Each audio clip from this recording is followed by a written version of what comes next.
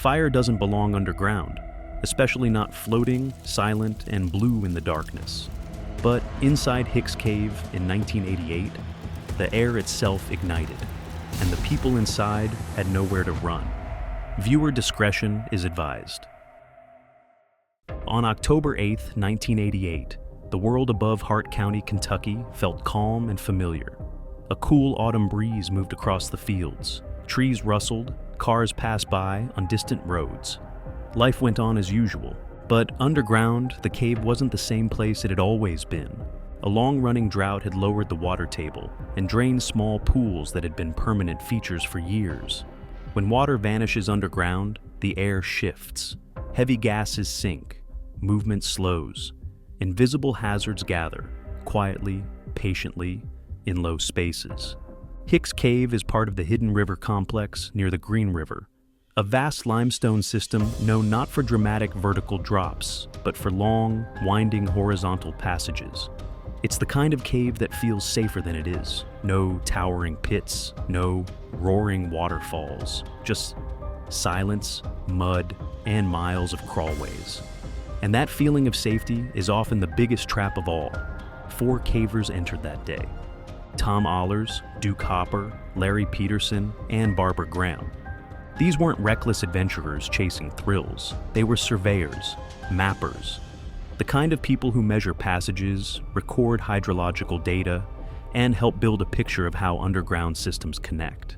Earlier that year, another surveyor, named Phil Odell, had briefly collapsed near a small slump pit in the cave, a shallow mud depression where gases collected.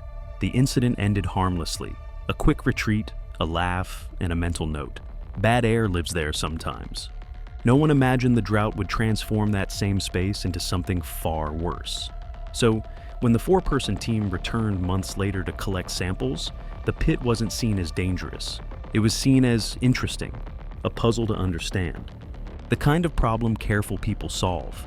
They descended the entrance shaft, stowed their vertical gear, switched on their carbide lamps, and disappeared into miles of horizontal passage, the cave swallowing them the way it always had. Caves rarely roar before they bite. More often, danger starts quietly.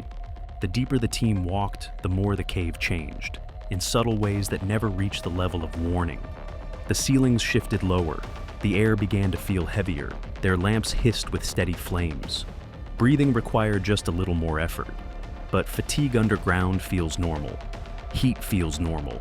Sweat feels normal. So, you keep walking. The cave wasn't hostile yet, just still, stagnant. Like the air had stopped circulating and chosen to settle in layers. Heavy gases do that. They sink into the lowest part of a room, the exact kind of space where a slump pit sits. And that's where the team arrived. It didn't look threatening. Just a muddy depression where a pool had once stood for over a decade. Dry now, thanks to the drought. The walls closed in slightly. The ceiling hung low overhead. The air carried a faint odor that didn't match normal cave air, but underground smells come and go. So Hopper and Ahlers began their work. Bottles opened, notes prepared, lamps hissed softly, and then the cave exhaled fire. Ignition. It didn't begin with an explosion. It began with a sphere. A blooming orb of electric blue light formed at the ceiling above the pit, as if lightning had frozen in place. For a split second, the brain tries to label it as a reflection, a flicker, a trick of the lamp. Then the sound hits, a deep rolling whoomp that you can feel in your ribs. The ceiling caught fire. The blue flame swept overhead like a living wave. Lamps blew out. Heat slammed downward. The air turned hostile, transforming the upper layer of the passage into a burning sky of stone. Instinct took control. Hopper and Ahlers dropped flat immediately, faces pressed into mud. Because the only air left, the only air that wouldn't burn your lungs, hugged the cave floor like a thin, fragile film. And the flames didn't vanish. They stayed, burning, feeding, sustaining. The cave itself was on fire. This wasn't a blast. It wasn't a spark. It was atmosphere. The upper half of the passage was now a continuous sheet of blue flame, fed by invisible gases that had pooled silently until one open carbide flame turned them into fuel. And that meant one thing. To survive, both cavers had to stay lower than the fire, for as long as it burned. Imagine crawling face down in thick mud while the ceiling above you roars like a jet engine. Heat radiates into your helmet. Your eyes sting and water. Every breath tastes metallic, thin, hot, unsatisfying. Raise your head a few inches too high, and you breathe fire. The cave had rewritten the rules, and the first rule was simple. The floor is life. So they crawled. Progress wasn't measured in distance anymore. It was measured in breaths. 5 breaths, then 5 more, then 5 more. Every movement scraped skin, knees ground into stone, fingers slipped on slick rock, mud smeared across faces. Voices faded, partly from shock, partly because speaking meant wasting precious oxygen. At one point, Allers reached forward and found nothing. Empty space, a drop. Panic surged. What if they slid into a pit? What if the floor vanished? They hesitated. And above them, the ceiling continued glowing blue, patient, steady, relentless. Burns began to form. Hopper's hand blistered raw, hair singed away. Clothing heated to the edge of ignition, saved only by damp cotton that refused to melt into flame. Nobody screamed. There wasn't enough air for that. They just kept moving, because stopping meant lying still beneath fire, and accepting whatever came next. This is the part people forget. It's not just the heat, it's the mind. Because the whole time they crawled, they knew. Heavy gases don't care how skilled you are. Oxygen can vanish without warning. And there is no rescue underground unless you rescue yourself. When they finally joined Peterson and Graham again, they still had miles of passage to cross. And eventually, they'd have to climb the entrance shaft, burned hands gripping rope, bodies shaking, lungs raw, because there was no other way out. One spare light survived. If it failed, there would be nothing.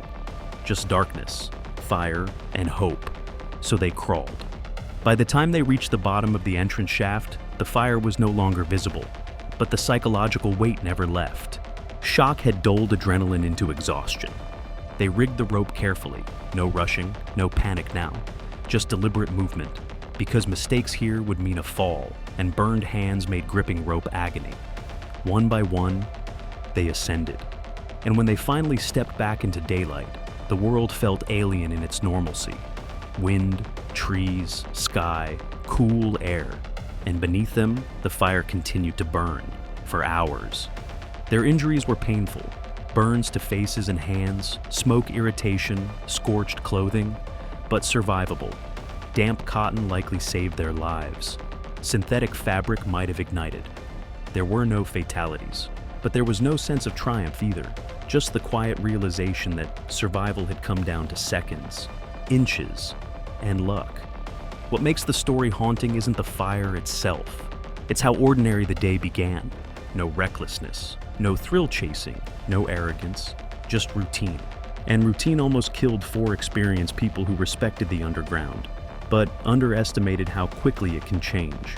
Today, when cavers test for air quality, hesitate at pits, or second-guess their instincts, they do so because stories like this exist.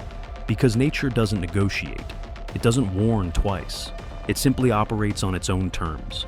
And underground, survival depends on recognizing that truth before the lesson arrives, not after.